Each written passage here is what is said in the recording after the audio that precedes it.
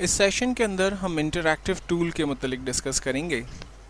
Coral के अंदर interactive tools की एक पूरी सीरीज़ हमारे पास अवेलेबल है, जिसमें number of 7 tools total available हैं। तो इंशाल्लाह इसको डिस्कस करते हैं कि इन टूल्स को कैसे यूज़ किया जाएगा। इंटरैक्टिव टूल में सबसे पहला टूल है हमारे पास ब्लेंड टूल। इस टूल को यूज़ करने के लिए हम सबसे पहले एक सिंपल रेक्टेंगल अपने पेज पे ड्रॉ करते हैं और उसका कोई भी कलर डिसाइड करते हैं।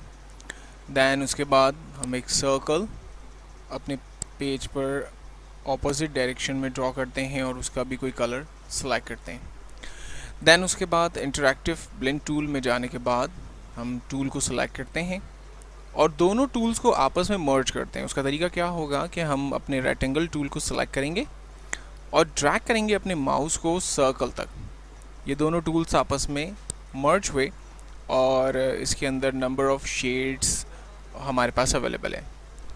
इनकी क्वांटिटी को हम अपने हिसाब से कम और ज़्यादा, जिस तरफ ज़्यादा करना चाहें दूसरी तरफ कम करना चाहें, वो हम यहाँ पर यूज़ कर सकते हैं। और अगर इक्वलिटी चाहते हैं तो डेफिनेटली हम इसको मिडिल में कर दें, सेंटर में कर दें, वो हमारे पास ऑप्शन आ जाएगा। दैन कलर से रिलेटेड ऑप्शंस हमारे पास अवेलेबल हैं। हम मल्टीपल कलर्स और शेड्स वगैरह इसके ऊपर अप्लाई कर सकते हैं। ऑब्जेक्ट की क्वांटिटी को अभी मैंने आपके साथ डिस्कस किया कि हम किसी डायरेक्शन में कम और किसी डायरेक्शन में ज़्यादा कर सकते हैं। तमाम की इक्वलिटी को हम सेट कर सकते हैं। स्पेसिंग अपने हिसाब से कम और ज़्यादा जिस तरह से चाहें वो कर सकते हैं। अगर मैं इसे ख़त्म करना चाहता हूँ तो यहाँ पर क्लियर ब्लेंड का ऑप्शन अवेलेबल है, जो कि हमारे इस तमाम जो भी एक्टिविटी थी उसको वो ख़त्म कर देगा। दैन उसके बाद हम अगेन एक रेक्टेंगल ड्रॉ करते हैं और लाइक उस पर कोई भी अपनी मर्ज़ी से कलर फिल करते हैं और नेक्स्ट टूल हम काउंटर यूज़ करते हैं। इस टूल का मेन मकसद बेसिकली ऑब्जेक्ट के अंदर फ्रेम्स क्रिएट करना है। लाइक मेरे पास यहाँ पर एक सिंपल ऑब्जेक्ट था जिसके अंदर मैंने मल्टीपल फ्रेम्स ड्रॉ किए। इन फ्रेम्स की क्वांटिटी को अगर मैं अपने हिसाब से बढ़ाना चाहूँ तो मैं यहाँ इस प्रॉपर्टी से उसको बढ़ा सकता हूँ। कम करना चाहूँ तो डेफिनेटली कम कर सकता हूँ। इनके दरमियान जो डिस्टेंस यूज़ हो रहा है वो डिस्टेंस अगर मैं कम और ज़्यादा करना चाहूँ, फ्रेम की जो क्वांटिटी है उसके ऊपर कोई फ़र्क नहीं आ रहा, लेकिन फ्रेम के दरमियान जो डिस्टेंस है उसको मैं अपने हिसाब से यहाँ पर कम और ज़्यादा कर सकता हूँ। इनकी प्रॉपर्टी को अपने हिसाब से यहाँ पर कलर्स में मैं यहाँ से चेंज कर सकता हूँ। कलर्स जो हमारे पास अवेलेबल हैं उनको मैं उनकी सीक्वेंसिंग को अपने हिसाब से चेंज कर सकता हूँ, जो चाहें यूज़ करूँ। अगर मैं इनमें डिस्टेंस जैसे मैंने पहले बताया हम कम और ज़्यादा करना चाहें तो कर सकते हैं। और अगर इन तमाम को ख़त्म करना चाहें, इन तमाम को नॉर्मल करना चाहें, तो यहाँ लास्ट में हमारे पास क्लियर का ऑप्शन अवेलेबल है, जिसको यूज़ करते हुए हम इन तमाम प्रॉपर्टीज़ को ख़त्म कर सकते हैं। जबकि थर्ड इंटरैक्टिव के अंदर टूल है हमारे पास डिस्टॉर्ट टूल। डिस्टॉर्ट टूल हमारे ऑब्जेक्ट को एक नए शेप के अंदर कन्वर्ट करेगा। जिस भी डायरेक्शन में आप माउस को मूव करेंगे आप फील करेंगे कि आपका ऑब्जेक्ट जो है वो एक नए शेप के अंदर कन्वर्ट हो रहा है।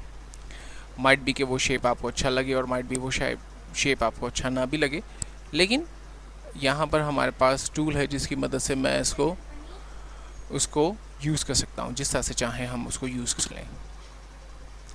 दैन उसके बाद अगेन हम रेक्टेंगल टूल को सेलेक्ट करते हैं, लाइक ड्रॉ करते हैं और नेक्स्ट हमारे पास टूल है ड्रॉप शेडो। नाम से ही क्लियर है कि हमारे ऑब्जेक्ट के कॉर्नर पर अगर हमें कोई शेड वगैरह अप्लाई करना है तो जस्ट मैं क्लिक करते हुए इसे ड्रैग करूँगा और जिस भी एंगल में मुझे इसका शेड ले जाना है उस एंगल में मैं इसके शेड को ड्रॉप कर दूँगा। इस सेंटर लाइन की मदद से मैं शेड की थिकनेस को डार्क और इसको कम कर सकता हूँ, उसको डल कर सकता हूँ। अगर मैं शेड के कलर को अपने हिसाब से लाइक चेंज करना चाहूँ तो यहाँ पर अवेलेबल शेड के कलर्स मौजूद हैं। इनमें से मैं जो भी कलर इस पर अप्लाई करना चाहूँ वो कलर इस पर अप्लाई कर सकता हूँ। इस पे मैं डिफरेंट प्रॉपर्टी अप्लाई कर सकता हूँ, जो प्रॉपर्टी मुझे यहाँ पर यूज़ करनी है। और अगर मैं इसकी क्वांटिटी को अपने हिसाब से कम और ज़्यादा करना चाहूँ तो वो मैं सारी चीज़ें यहाँ प्रॉपर्टी में से यूज़ कर सकता हूँ। कॉमनली जो चीज़ें हमारे पास अवेलेबल हैं वो ड्रॉप शेडो की नॉर्मल प्रॉपर्टी है, जिससे मैं शेड को अप्लाई कर सकता हूँ अपने ऑब्जेक्ट के ऊपर। और ये ना सिर्फ ऑब्जेक्ट के ऊपर अप्लाई होता है, बल्कि आप इसे टेक्स्ट के ऊपर भी अप्लाई कर सकते हैं। मैं इसे क्लियर करता हूँ। ड्रॉप शेडो के बाद नेक्स्ट है हमारे पास एनवलप आमतौर पे यूज़ होगा हम आपके टेक्स्ट के ऊपर। फॉर एग्जांपल मैंने यहाँ से टेक्स्ट टूल को सेलेक्ट किया और टाइपिंग की, लाइक मैं हेलो वर्ल्ड ही लिख लेता हूँ। टेक्स्ट टूल के अंदर एक प्रॉपर्टी हमने स्किप की थी लास्ट, और वो हमारे शेप और फॉन्ट से रिलेट की प्रॉपर्टी है। यहाँ पर मैं डायरेक्टली अपने फॉन्ट की राइटिंग को चेंज कर सकता हूँ, उसके स्टाइल को बोल्ड वगैरह अप्लाई कर सकता हूँ, उसकी साइज़ को इंक्रीज़ कर सकता हूँ, अंडरलाइंड और तमाम इफ़ेक्ट्स। अगर मैं इसके ऊपर मज़ीद कोई इफ़ेक्ट्स देना चाहूँ तो मैं यहाँ पर अवेलेबल इफ़ेक्ट्स इसके ऊपर अप्लाई कर सकता हूँ। फॉर एग्ज़ाम्पल मुझे इस पर अंडरलाइन चाहिए, तो अंडरलाइन की प्रॉपर्टी यहाँ पर अवेलेबल है, किस तरह से अंडरलाइन चाहिए। उसका प्रीव्यू हमें साथ ही साथ नज़र आ रहा है, हम जो चाहें यूज़ करें। स्टैटिक आउटलाइन चाहिए तो हम स्टैटिक आउटलाइन ले सकते हैं।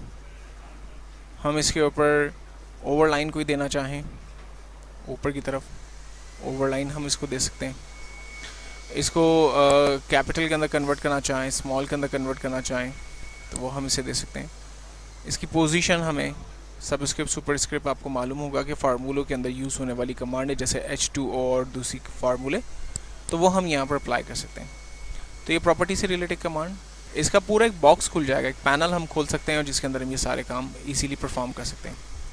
अच्छा, बहरहाल हम टेक्स्ट के ऊपर हम दोबारा आते हैं, और एक्चुअल जो हमारा टारगेट था, हम टूल की अंडरस्टैंडिंग थी एनवेलप टूल, वो क्या है ज़रा उसको समझ लेते हैं।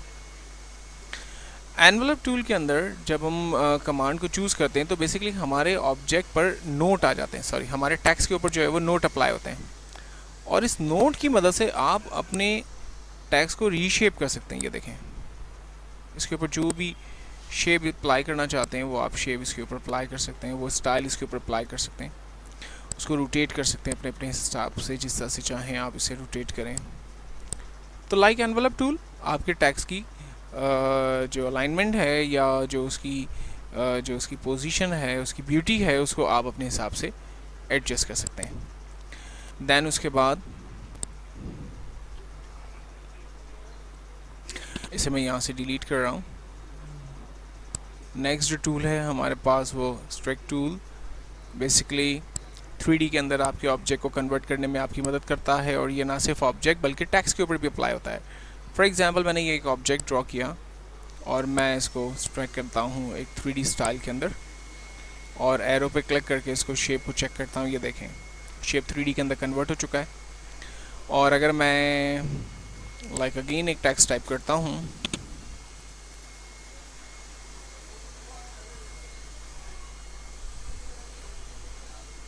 और मैं इस टेक्स्ट को भी 3D के अंदर कन्वर्ट करना चाहता हूँ, तो बेसिकली कमांड हम यही सिलेक्ट करते हैं और इसको हम ड्रैग करते हैं। इसके कलर्स को हम अपने हिसाब से चेंज करते हैं,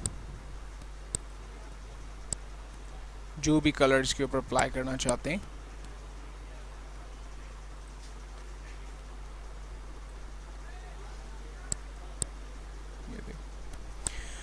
हमने इसकी आउटलाइन कलर को और इसके अंदर के कलर को बेसिकली अपने अपने हिसाब से चेंज किया। तो आप न सिर्फ ऑब्जेक्ट के ऊपर बल्कि आपके टेक्स्ट के ऊपर भी इस कमांड को अप्लाई कर सकते हैं, उस पर ब्यूटी डाल सकते हैं अपने हिसाब से, जिस तरह से और जहाँ इसकी ज़रूरत है। लास्ट जो टूल है इसके अंदर वो ट्रांसपेरेंसी टूल है। Transparency tool basically pictures, tax और ऑब्जेक्ट तीनों के ऊपर अप्लाई होता है। फॉर एग्जांपल मैंने एक ऑब्जेक्ट ड्रॉ किया और मैं चाह रहा हूँ कि किसी एक तरफ से ये ट्रांसपेरेंट हो जाए। लाइक मैंने इसको ट्रैक किया, आप देखें ये क्या हुआ, इसका जो बॉटम हिस्सा है वो ट्रांसपेरेंट हो गया, नज़र नहीं आ रहा। इसकी डायरेक्शन को मैं चेंज भी कर सकता हूँ। फॉर एग्जांपल मैंने इसको राइट साइड कर दिया। ड्रॉ होने के बाद भी आप ऐसे चाह रहे हैं कि जी ये ट्रांसपेरेंट ज़्यादा हो, ट्रांसपेरेंट कम हो, तो जितनी लंबी लाइन आप ड्रैग करेंगे डेफिनेटली उतना इफेक्ट आपको उस पर नज़र आएगा। जितनी ट्रांसपेरेंसी हार्ड करनी है, जितनी नॉर्मल रखनी है, वो सब चीज़ें आप यहाँ पर डेफिनेटली अपने हिसाब से डिफ़ाइन कर सकते हैं। अच्छा, ट्रांसपेरेंसी टूल की कुछ प्रॉपर्टी भी है। फॉर एग्जांपल जैसे ये हमने इसको ड्रॉ किया, ये ट्रांसपेरेंसी का आउटलाइन स्टाइल है, ट्रांसपेरेंसी के अंदर फिल स्टाइल है, और ट्रांसपेरेंसी ऑल स्टाइल है। तो जिस तरह से चाहें हम उस ट्रांसपेरेंसी को अपने हिसाब से यूज़ करें। ट्रांसपेरेंसी की 4 प्रॉपर्टीज़ और है, लाइक लिनियर है, रीडायल स्टाइल है, ठीक है, बढ़ा देते हैं हम थोड़ा सा इसको, इसी तरह से कनाल एंड देन स्क्वायर। 4 प्रॉपर्टीज़ हैं ट्रांसपेरेंसी की, तो जिस तरह से चाहें हम उसे यूज़ करें। इस ट्यूटोरियल के अंदर हमने बेसिकली ब्लेंडिंग टूल और इन तमाम ट्रांसपेरेंसी टूल को डिस्कस करने की कोशिश की इंटरैक्टिव टूल के अंदर, और समझने की कोशिश की कि इन टूल्स को बेसिकली कैसे यूज़ किया जा सकता है।